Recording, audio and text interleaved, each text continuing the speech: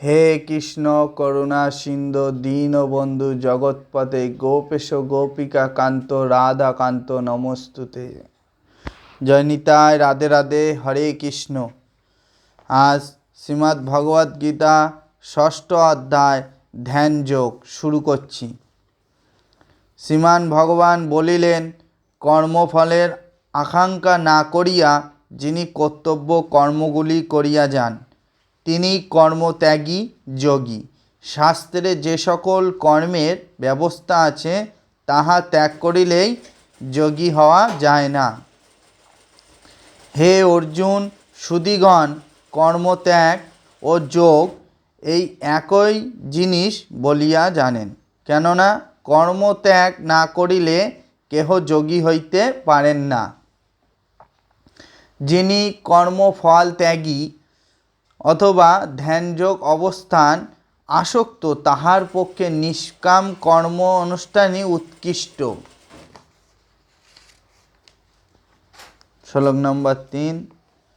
যে যোগীর ভোগ বিষয়ে বা কর্মে কিছুতেই স্পৃহা নাই, সর্বসংকল্প ত্যাগীকেই যোগারূঢ় বলে।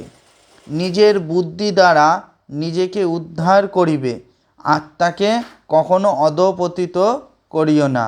ক্ষেত্র বিশেষে মনই আত্মার বন্ধু, আবার ক্ষেত্র বিশেষ মনই আত্মার শত্রু।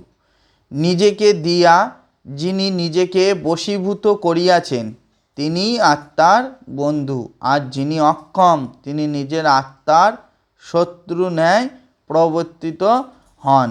শ্লোক নম্বর 6।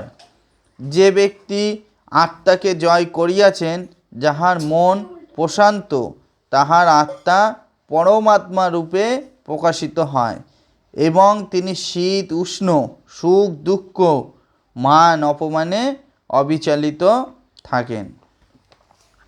যাহার জ্ঞান বিজ্ঞানে মন পরিতৃপ্ত, যিনি চিত্ত জয়ী, যিনি জিতেন্দ্রিয় এবং যিনি স্বর্ণ, প্রস্তর ও লৌহে সমজ্ঞান করেন, সেই যোগীকে যোগারূঢ় বলা হয়।